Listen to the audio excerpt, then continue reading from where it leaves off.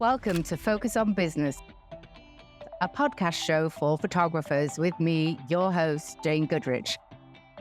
I'm talking to successful photographers so you can learn from our experiences and have the business of your dreams. So join us and let's focus on business. Okay, so today I'm really excited to have the fantastic Ksenia Van Der Hoff on our YouTube channel and podcast. So I want to just turn it over to you and can you tell us a little bit about yourself, for your business, and what type of photography that you do? Oh, yes, absolutely. First of all, thank you so much for having me here today. It is a pleasure seeing you again, and it is a pleasure being as a guest on your podcast. So I'm gladly going to tell you everything I know, just to share my experience so that hopefully somebody can take nuggets from it and possibly apply it to their lives too. So yes, I'm mostly a wedding photographer, and I'm also a portrait photographer. Weddings are pretty seasonal, so I'm in Michigan right now. I also do photography in Florida. In Florida, it's mostly portraits. In Michigan, it's mostly weddings. Weddings in Michigan are like summertime through fall time. And then it's kind of like the booking time for everything else. So while it's booking time for everything else, that the regroup, reset, refresh your content, refresh your website, and book portraits kind of thing for me. So this is what I do. What else do you want to know? Yeah. So why photography? What made you think, oh, I'm just going to go be a photographer? That's for me personally, that's a very loaded question. But because I'll try to make it as condensed as possible.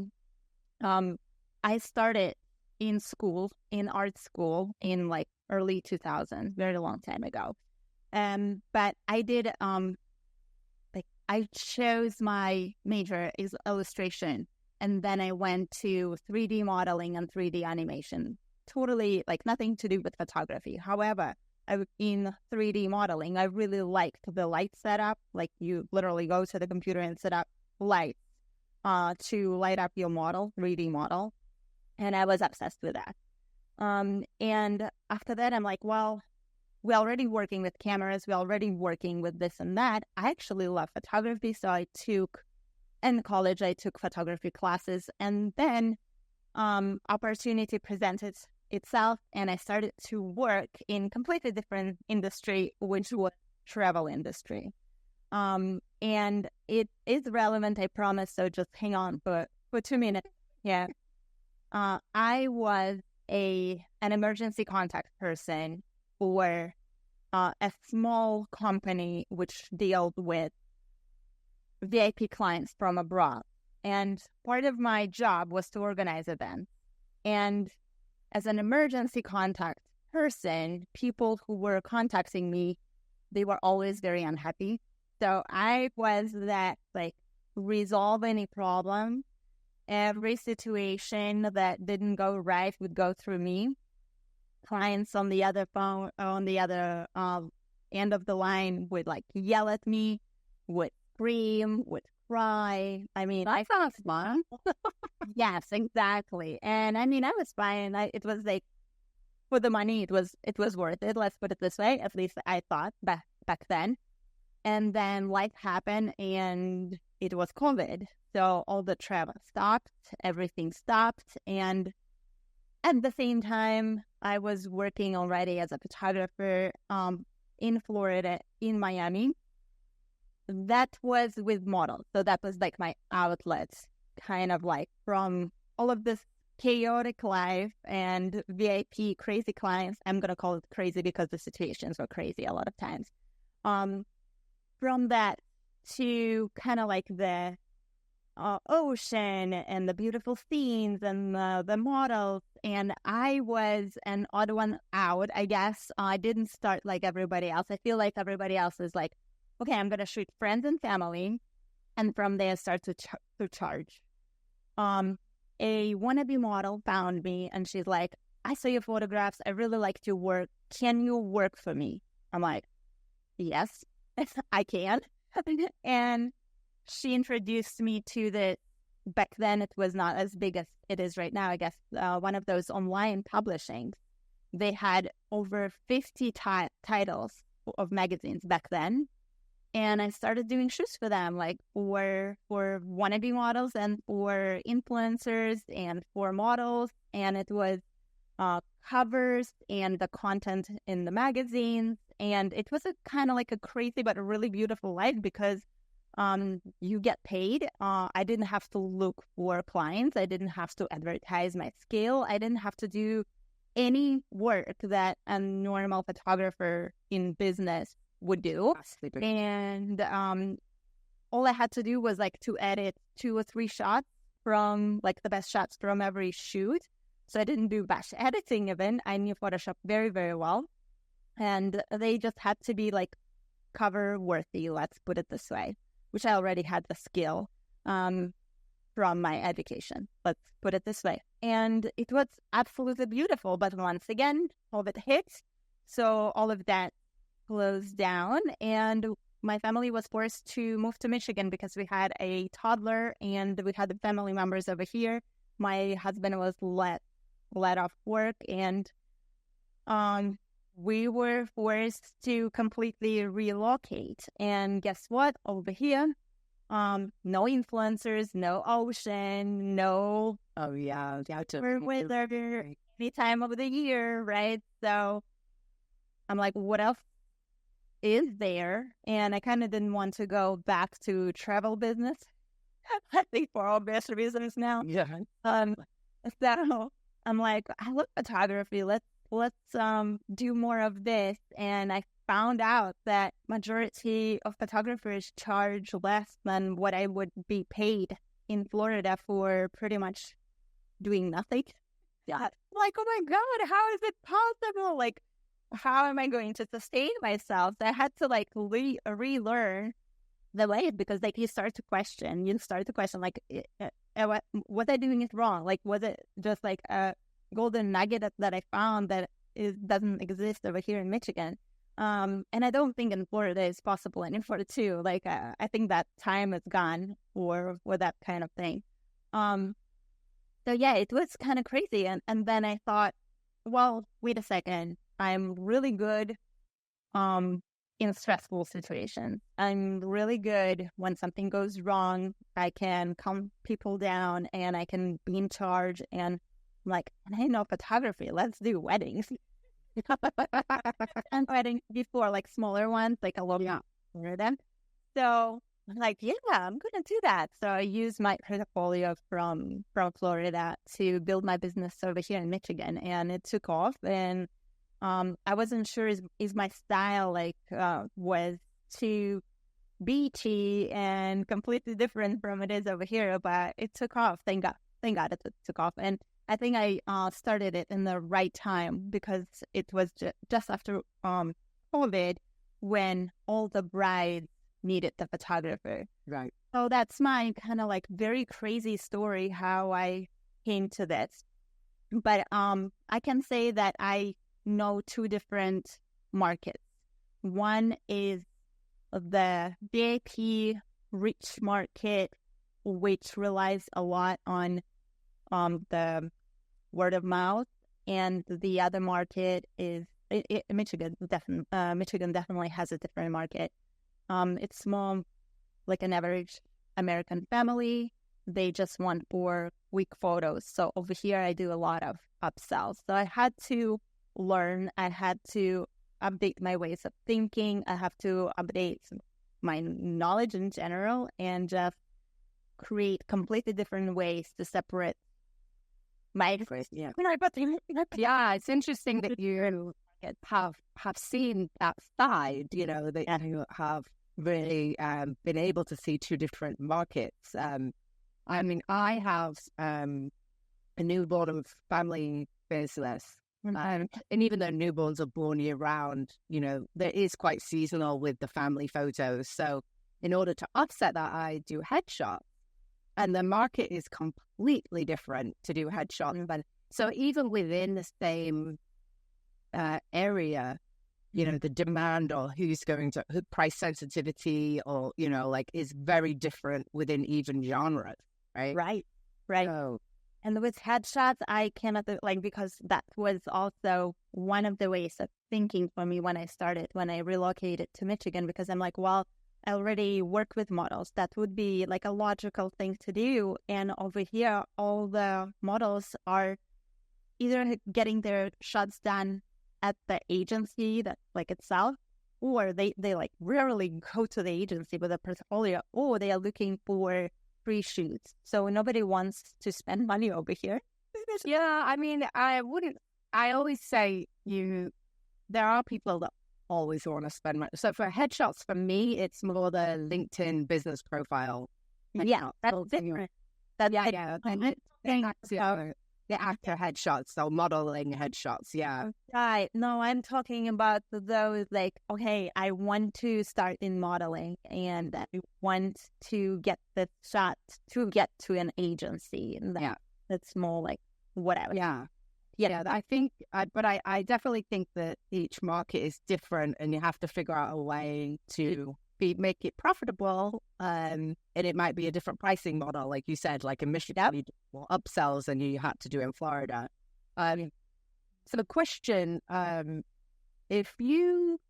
love your story. I think it's fascinating, people's stories. I think it's very different. Yeah. But if you had to travel back in time, and yes, can we erase COVID? But anyway, if you had to travel back in time, would you change anything about how let's say you'll move to Michigan, would you have done anything different? The only, I guess, regret I have in everything is not to start earlier. Because I feel like my steps were really like firm to where I wanted to get the information, where I would like source my information. So I spent very little time in that unknown area. Like I have no idea what to do. And maybe it comes from college, because in college you have like for my master's, like you always look for sources. Or maybe it comes from there. I don't know.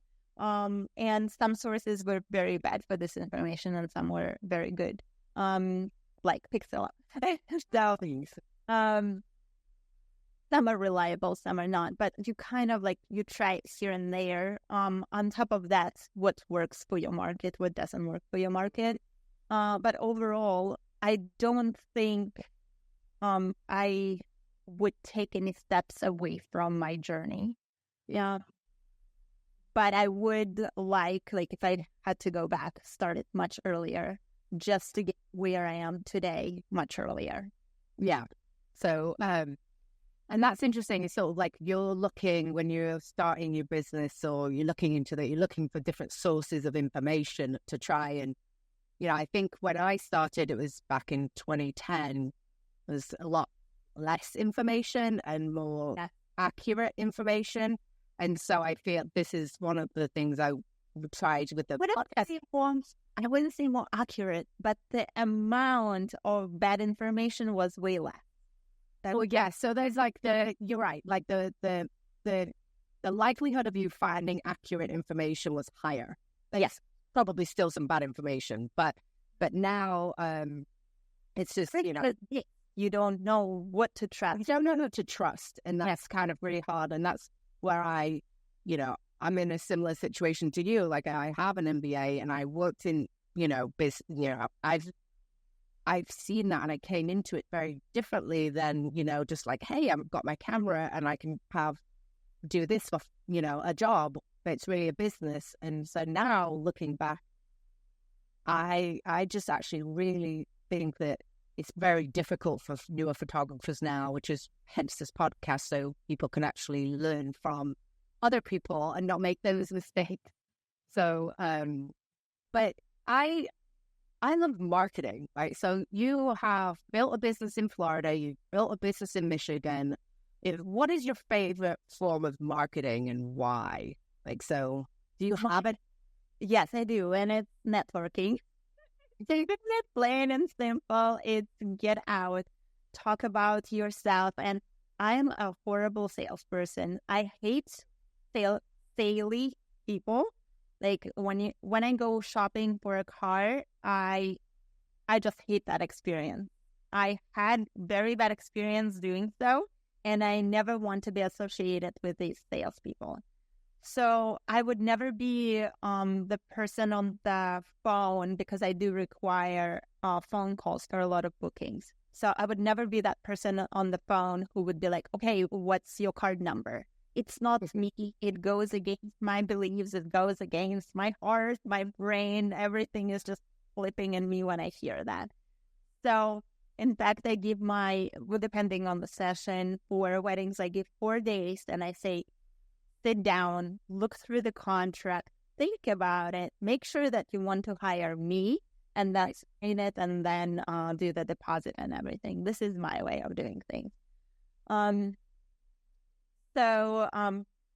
Yes, overall, I just want a smooth experience for my clients that does not translate into anything sale related. Right. And when people, I think when people think networking, they also think kind of like you're selling to other people. But when you say networking, like a friendship. Yes, I call it making a business friends. Yes, I hate the word networking, and I don't know why. But I realize that I actually do network, but I don't think I network. I just actually make business friends. I thought I just met people that are, in the area. So as a wedding photographer you're probably like, oh, I'm moving to Michigan, I'm going to do the models. And so you didn't actually expect that type of, market. But when you decided to become a wedding photographer and you're like, okay, well, I'm good at networking, I like networking, who did you reach out to? And who would you say are, who are your business friends that sort of... My first clients were still online from online, and I didn't actually know them, but they were like, when I sold my first wedding in Michigan, I'm like, okay, I just need to build my portfolio, step my foot straight, and they paid, it was like a 4-hour wedding, and if I remember correctly, it was like $1,400, something like that. And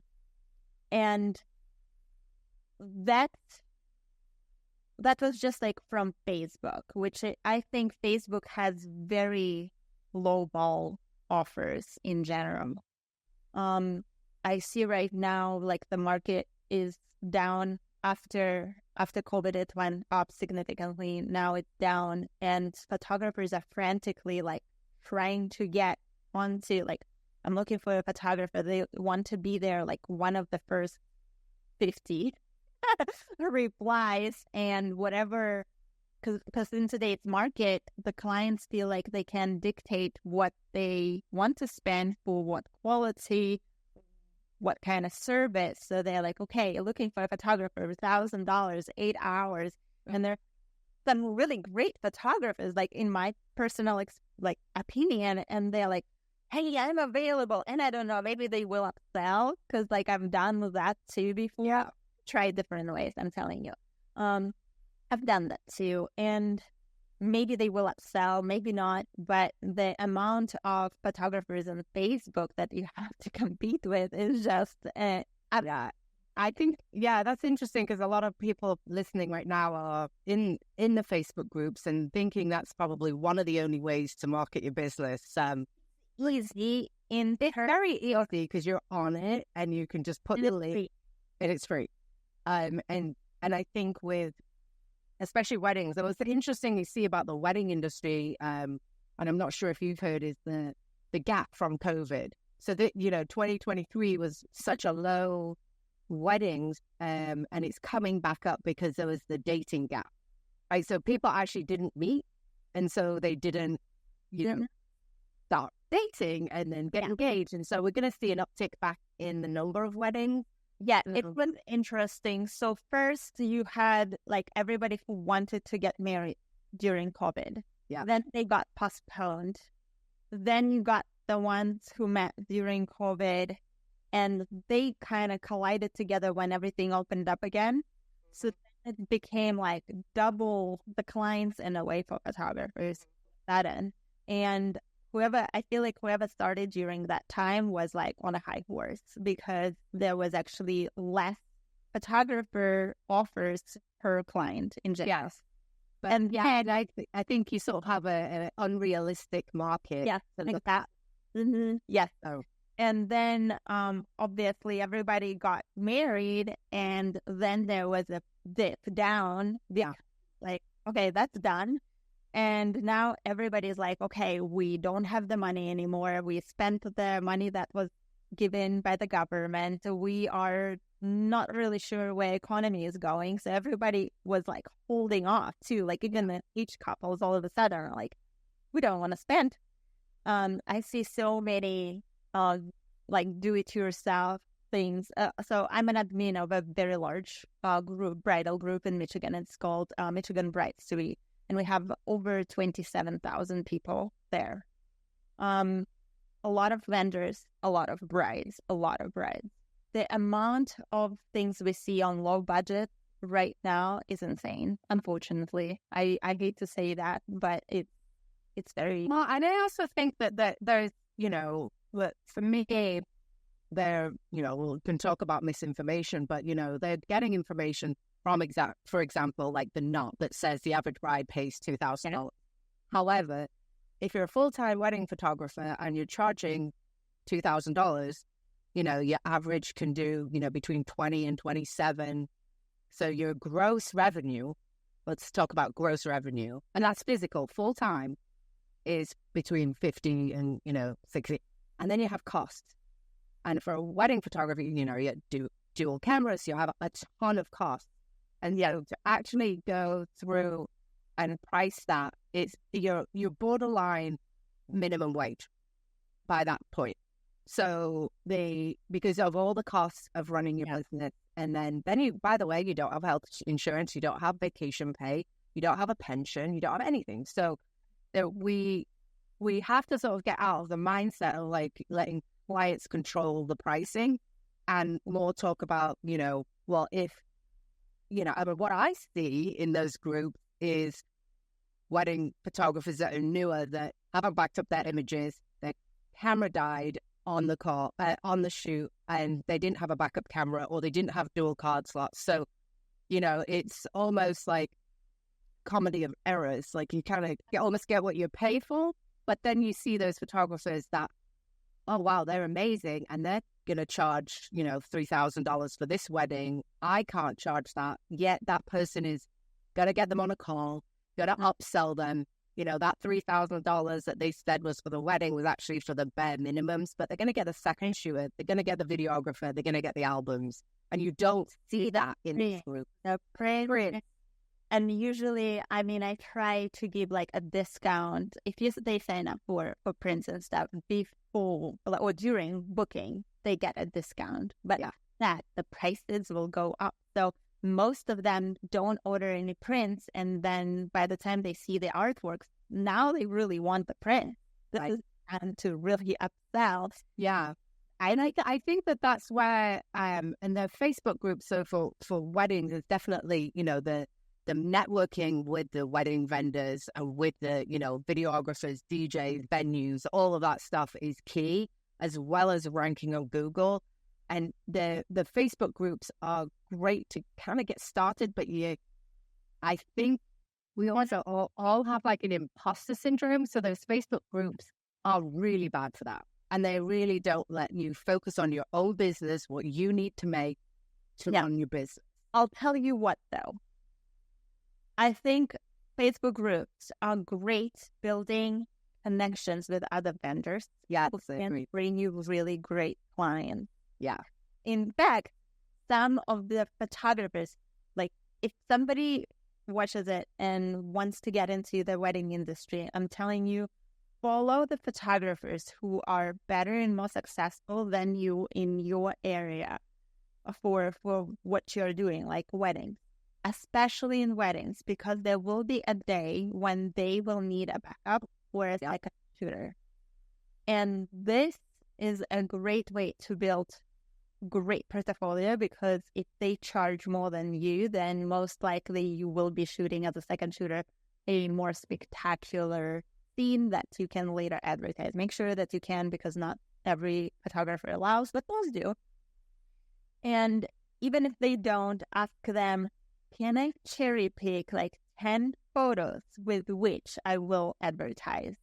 And they don't even have to include faces. You can still make your portfolio. I like that idea, because one of the things I think is sort of get out of your comfort zone of, like for weddings, at least, I mean, there's a bare minimum really per wedding, and it sort of is around 3 to 4, and regardless of where you live. And so try to find those people that have been established in your area, because guess what? They might be booked for that date. And yeah, become best friends with that person, and they might say, hey, look, you're charging too low for this area. They might turn out they're doing it for your own good, right? So you really want to have, we don't have it in this industry as much as we should in the, like, for example, the hairdresser industry, right? You have, you go to school for it, then you apprentice. We don't have that as much. So the more that you can learn from other photographers, the better.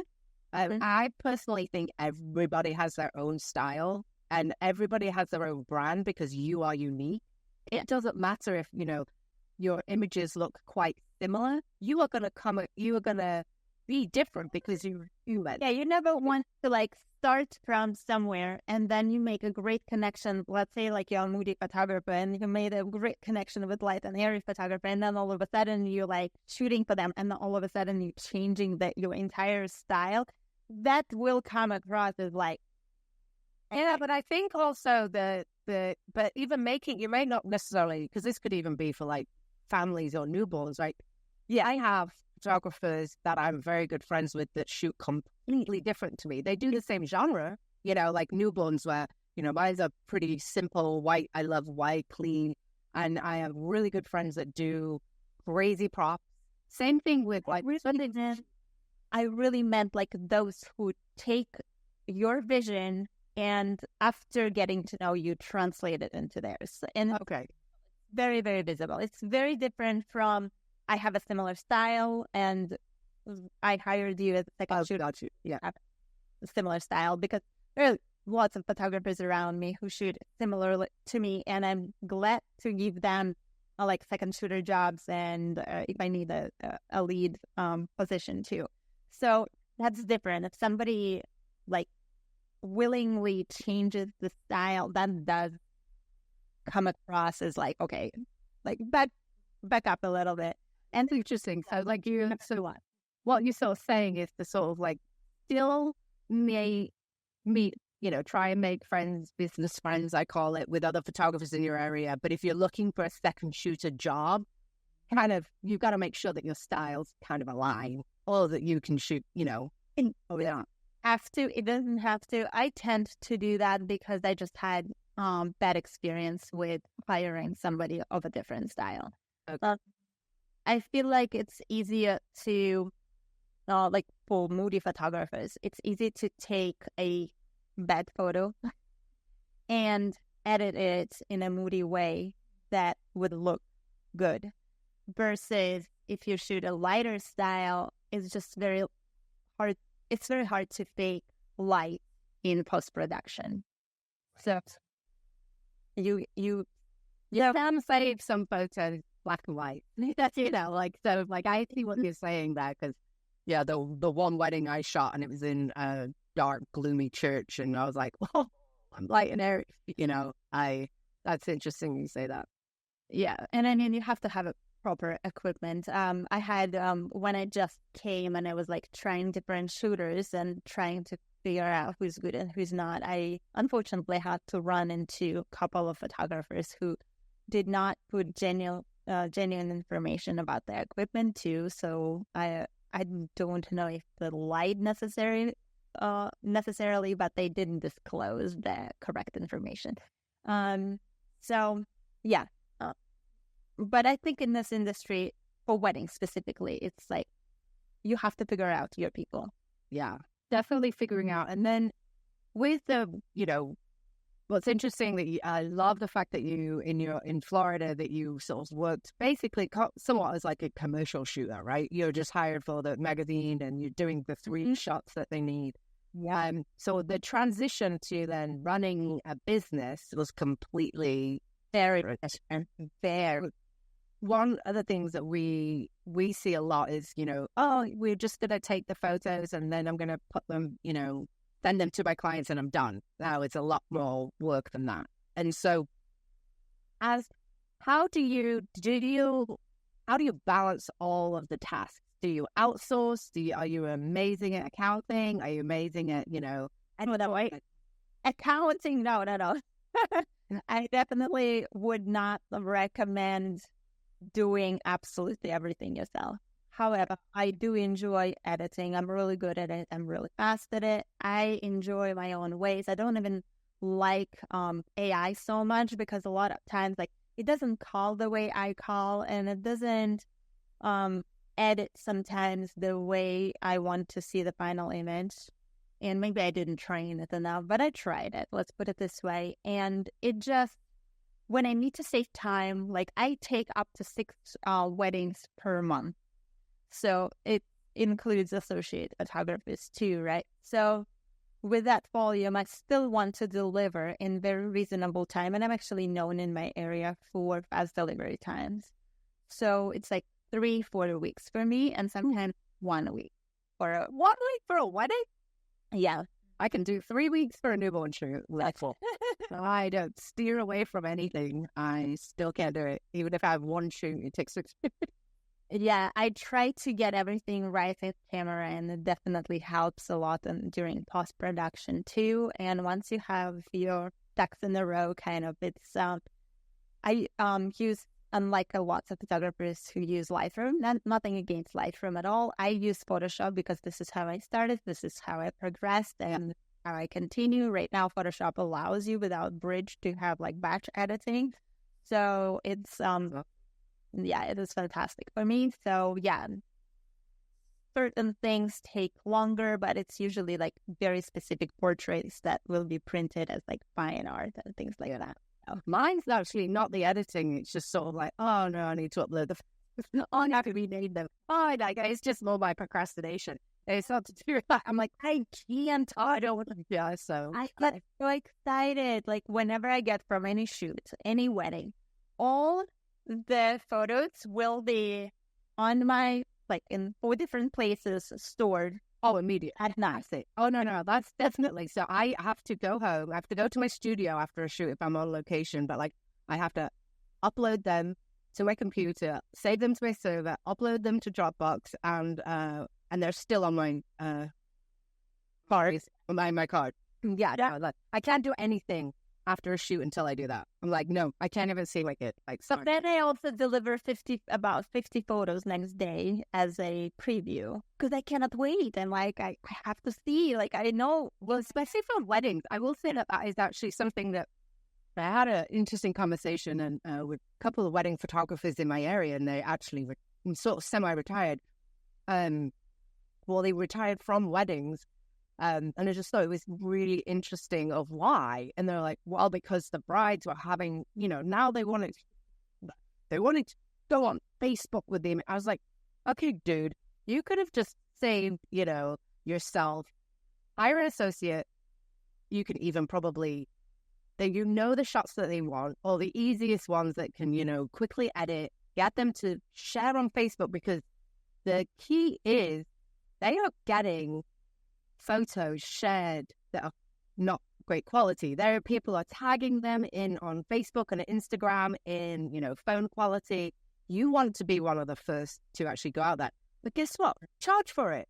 That's okay. Just make sure you have a second shooter, or you have an associate that's going to be editing, or whatever you want to do. Just make sure you charge for it. It's not something to give up your business for. So I love the fact that you do that. So another thing that I want to talk about, which I think a lot of people kind of disregard when they move, because I was in that boat when I moved from one state to another state. And I still had a lot of clients in Florida, right? And I had so many. So I'm in Michigan, and I had so many families who would contact me because they heard of me. Somebody recommends me, and they're like, "Are you available? We have like a family reunion, and I need you on a certain date." And I could not believe my stupidity when I was saying like, "Oh, I'm in Michigan and I will be in Florida only like in a month. Would you like to book then?" And it's like, you will never hear from those clients again. I guarantee. So now when something like this happens, I'm like, yes, it will be so. It will be my associate shooter. And I got trained in Florida, and a few people. And I critique whenever they do the job for me. Like the first time, I critique it. I tell them what to improve. They kind of get like guidance from me on what I expect. They're really good at it too. And it allows me to keep those clients engaged. Yeah.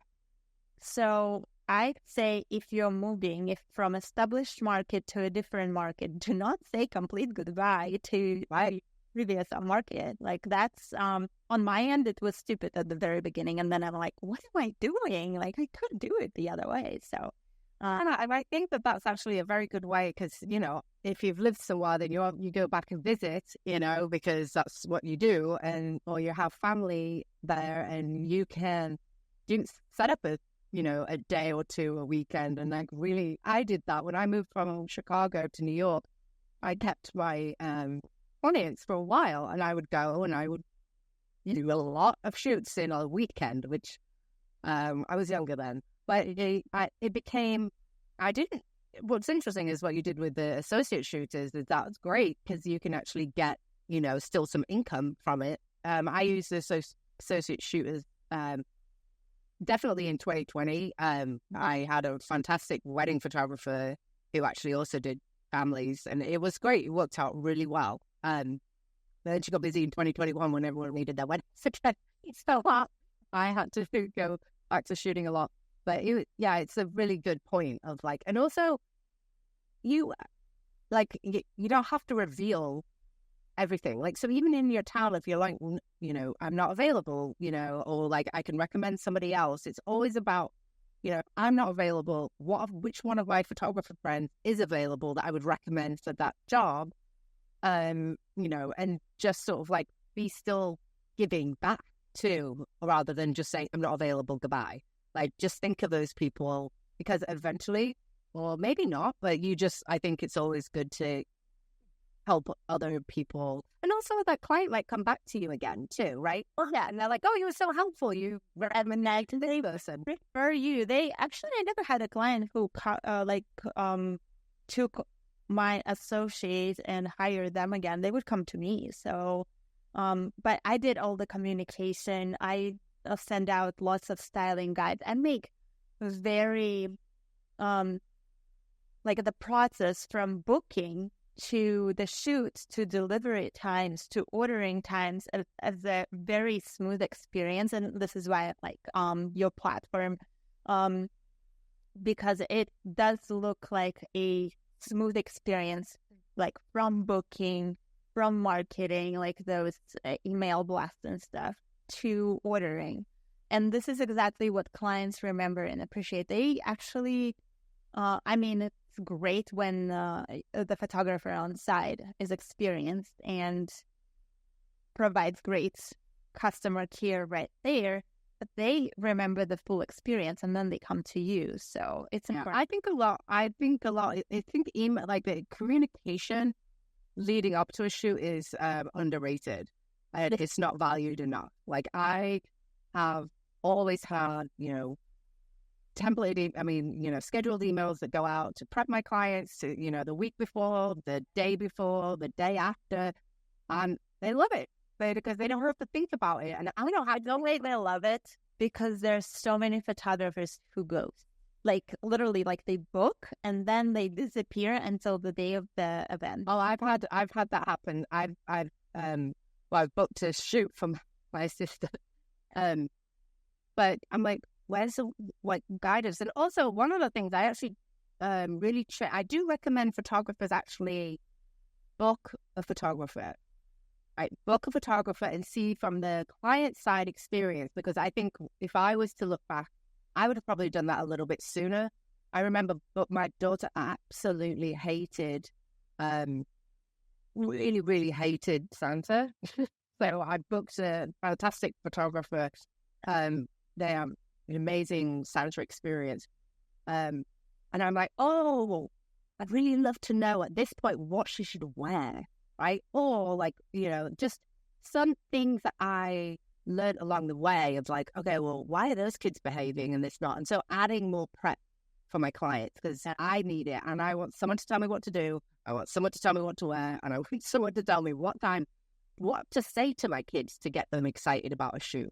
Like, how to get the best baby. So I definitely think you could automate it. And for me, when people say, oh, I have a client closet, that makes the experience all great. I'm like, I have a client closet. No one really uses it. But like, I think that you can, I think the experience can be whatever your client was. I know that my clients love to be prepped. Yeah. And for weddings, I can tell you right now, because that would like really apply for sessions. For weddings, when you're working with more experienced photographers as a second, I love second shooting because this is my creative time. Like with personal clients, I'm on a safe zone. I don't deliver 100%. My seconds can get more creative than me. But I'm going to be walking the line, I know for a fact. Because I know if I take a shot that they think is going to be great and I took it as a test, and then I don't want to deliver it, they will ask for it.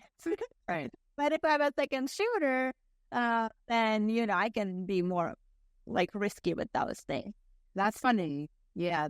I have a client I have a client that just lets me do whatever I want. Like she's like and so I always book her to kick off my fall season because she's like, well, now it's been close to like 11 balls. So every year it's something different because I just can't do actually the same thing. It's just my shoot. I call it shoot location ADHD. But I'll tell her what clothes to buy for her kids. I'll tell her what we're doing and everything. And she's just like, just Jane, do your thing. That's freeing. It's so freeing. And it just starts my fall season off amazing. So I recommend everyone find that. Yeah. Oh, that's so true. So with weddings, a lot of times those photographers, they would actually include you as a second or maybe an associate into the thread with their client. Mm-hmm. I love it. It's not like I'm copying what they do, but you can learn so much from other people, like little pieces of information that you have never thought before. Yeah. And same working for experienced photographers, like as a second shooter. Every time I work for a new person, I find something very interesting, the way they do, the way they light, the way they communicate, the way they prop people, the way they pay attention to certain things, how they style the bride and the groom, things like that. It's amazing way to learn. So those who jump onto this opportunity to shoot weddings and they're like, okay, I'm already a lead photographer. Why would I second shoot for anybody? Go and second shoot because it's a great experience, I think. Yeah, I had actually she was my assistant for a while, and she wanted to start a family photography business. And this is back in 2012, and then she saw all the back end work, and now all she does is second shoot. And she's at second shoot's wedding, and she's been doing that for years. So I don't. Yeah, she's like, I get to shoot. I don't have to deal with the clients. I mean, I have to deal with them on the day, but she probably gets paid, to be honest, by the time you add up everything. But so speaking of clients, like, do you, when you learn as you go, but I'm trying to figure out, like, do you have any red flags, like that like there's an email, like, or how they treat somebody? What is your knee-jerk reaction of like spidey sense going off? Like, I'd say there are like red flags and sometimes orange flags. I like that. And red flags are great because then you're like pretty sure this is not going the direction you want to go, and you can cancel. You have kind of like an option in your head we're going to cancel that, or we're going to stay with the client. Like it's 50-50, you choose. Yeah. I've never canceled. Did I cancel? I think I canceled only one client before. Now, the orange flags are the ones that are more like the stones underwater you don't see. So, and I hate to say, but you know how we always say like, okay, or I mean like online, it's and raise your prices and you'll get rid of people like this, meaning people who take advantage of you, right? Well, there are some luxury clients who will spend money. They will spend money. They will pay you, but they will drain everything from you. They like everything they can from you. And I had those before. And so so can you now recognize when they're going to be like that? Well, I kind of did, and I went with it. So when they ask a lot of questions and they send you pictures, like let's say it's a family shoot, family reunion, and let's say they have 14 people, and then she sends like, let's say, photos, what every single person will wear, you're like, I'm glad you read my styling guide. I really appreciate it. But I don't know if this is like, what kind of nitpicking person are you? Like, are you controlling entire family? Are you controlling the entire shoot? Because when I go to the location, I'm the one in control and I'm going to make it sound that way. Are you going to be okay with that?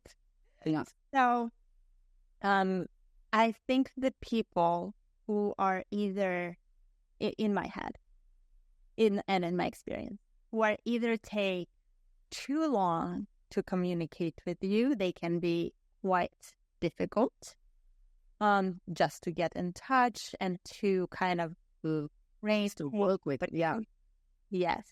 And people who are very much in control all the time, and they want to be in control of everything around them. So, I mean, it's quite obvious. One disappears, and then you ask them to sign a contract, and they will come back 3 months later. Literally happened to me. Yeah. I think we're ready to sign a contract, and another week goes by, and it's like, do I just tell them that date is no longer available? Right. And this is the orange flag, what I call an orange flag, because it's not obvious. They can be great at the end. They can be very work with. You just never know what it is. Or they can be like this one bride. She was like that. She paid like she actually picked my top package, plus ordered a lot of prints, like 40-some prints later on. So she was a great client at the end. But she, like before she ordered the 40 prints, she went to CVS and printed like her entire gallery in CVS and was like, why are this photos not coming out? And my contract clearly says, like, if you want my help, you have to print through me. So I'm like, all I can tell you is CVS. Don't go there. Yeah, exactly. All I can tell you, order it through me, and then I will work with you. And I say no pharmacy printers. They don't calibrate to our, like there's ways and means of it. It's interesting that you say that, the red flags of like, I mean, if anyone listening, it's sort of, I've been doing this for 14 years, and I think sometimes your radar is off, but I will say I've sort of added to my contract. I will add to my contract each time I've not seen that red flag, and it can happen when you're like slower and then it's really not worth it, right? They can like life suck you. But I will say, I will get about 2. I'll say I get 2 a year. You're always radar's going to be off. You're always going to get someone having something. So you can't let it ruin your business, right? Just because that one client. The best thing for you to do is just move on, like, and whatever it is, you can, if they're being what's the word? I had one where she was being extremely, extremely nasty. I just had my sister right back. I was just like, I can't. If I saw something come through, I was like, I forwarded it to her. I was like, log in to my email and respond, because I couldn't see it. I was also like 8 months pregnant and like crying every 5 minutes, but I'm crying anyway. But so let's get to some funny, like, but I thought, okay, go ahead.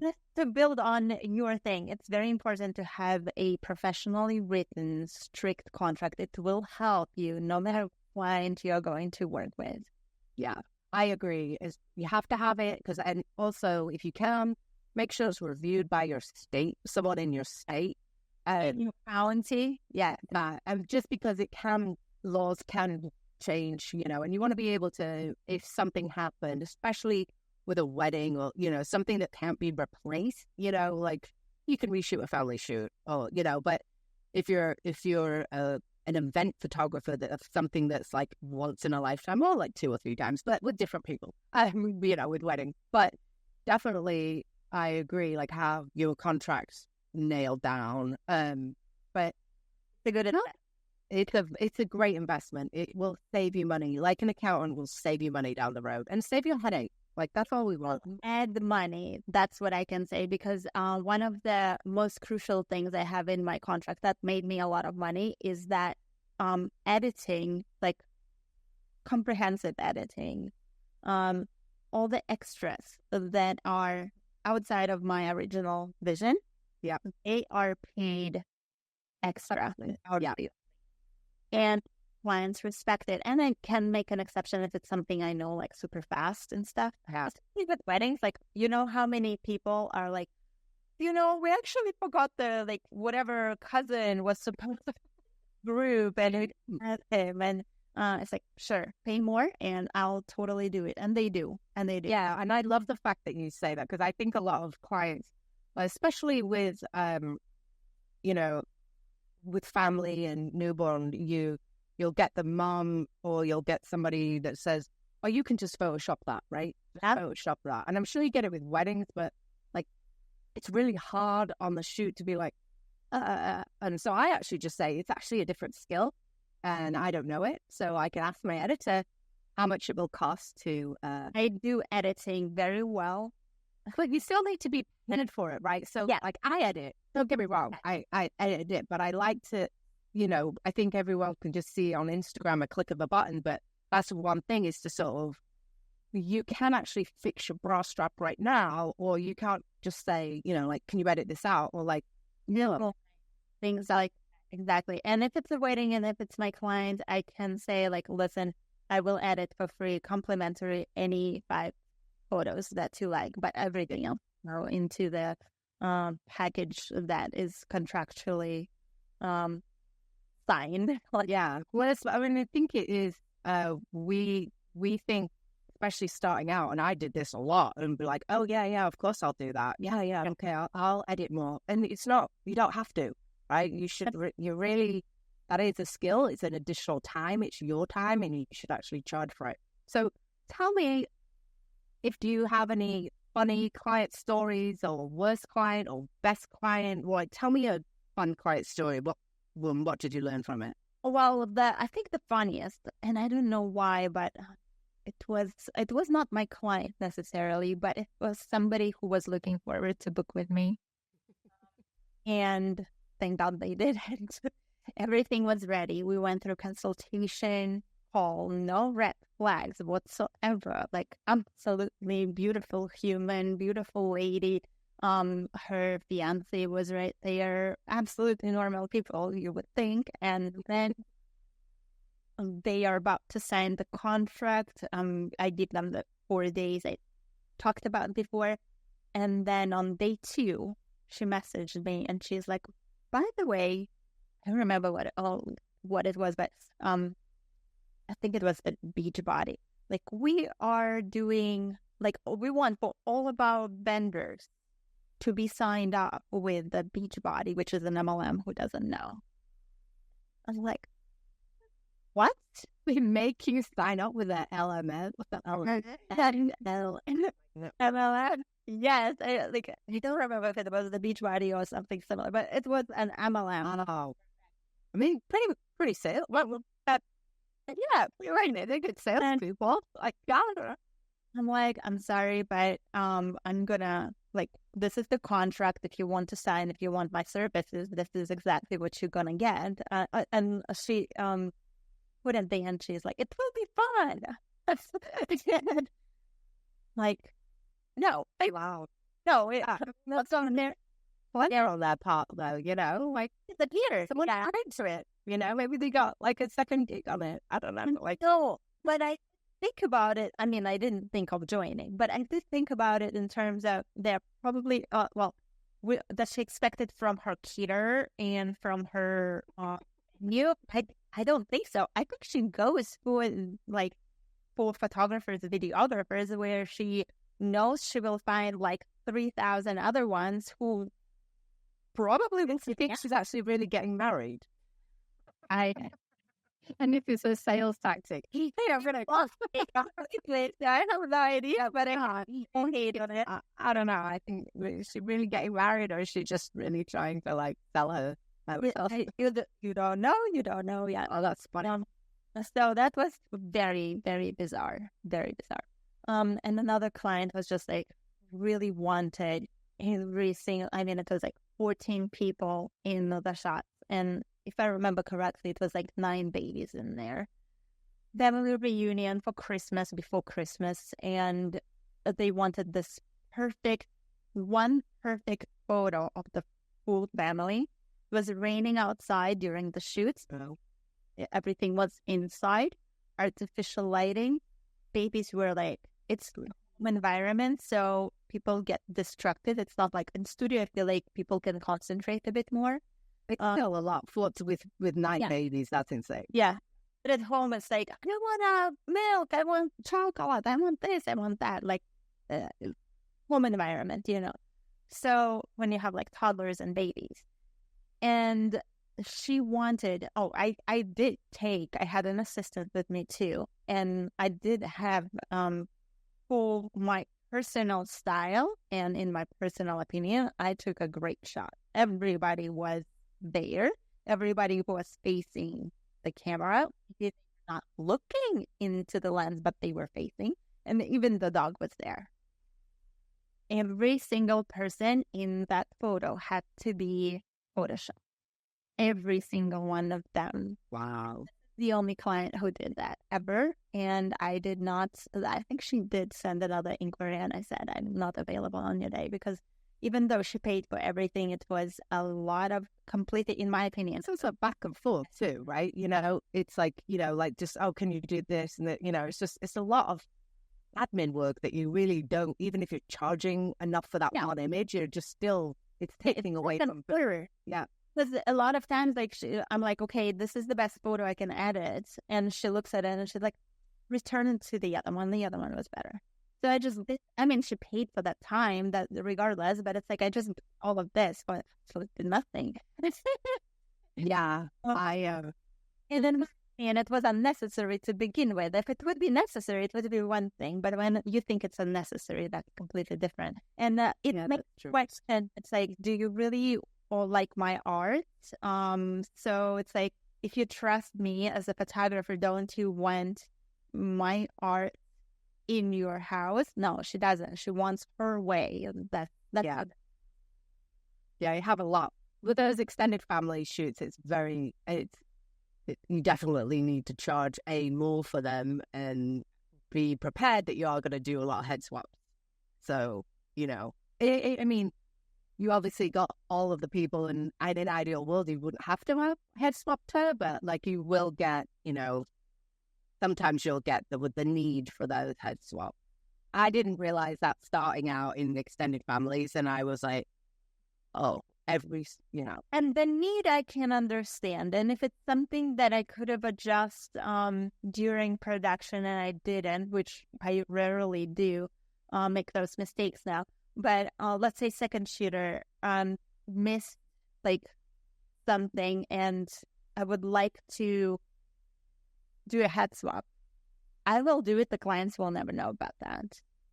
So as long as I make it to my personal standard and deliver it, they may have absolutely zero. Like, I edit out all the outlets, all the trash cans, anything out there that does not belong in the frame will be out. Sometimes it's ceiling.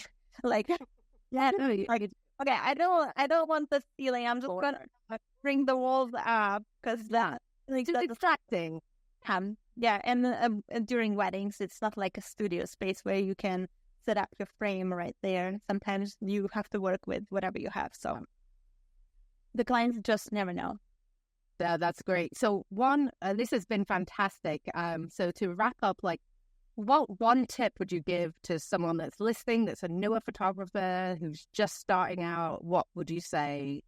One tip would be never, ever, ever listen to photographers who are not charging as much as you do and don't have workflow where you want to be. So always look up to, find a person, preferably local, to look up to.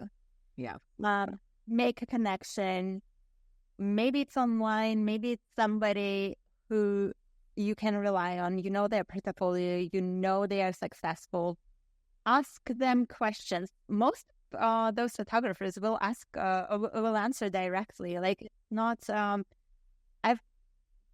I've never really seen somebody being like directly like, no, you cannot contact, things like that. So I'd say look up to somebody and take information from those who do better than you in the industry, and don't look back.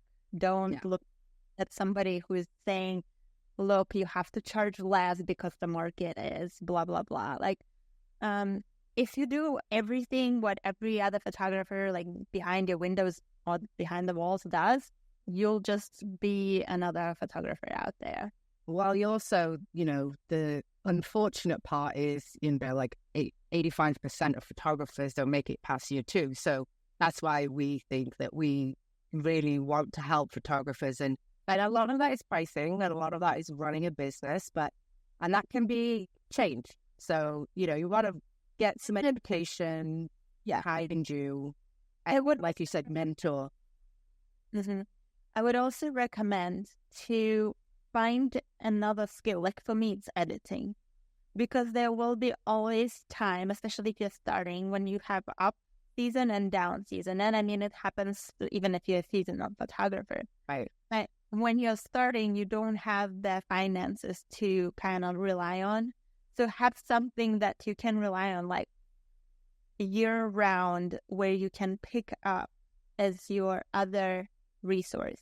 And it doesn't have to be necessarily like even fully photography related, or maybe it is, but maybe you're gonna be working like with equipment, something like that's related with the industry. But I like that. I think it's always good to, especially when you're starting out, to really have either a bank account that, a savings that you can dip into if you're slow, but also if you're still working or part-time job, or even doing some remote work, because what will happen is that then you're not planning it. You're just sort of like, I need money. And so then you're sort of ruining your brand you're devaluing your long-term brand by being forced to actually take that shoot that's not necessarily profitable.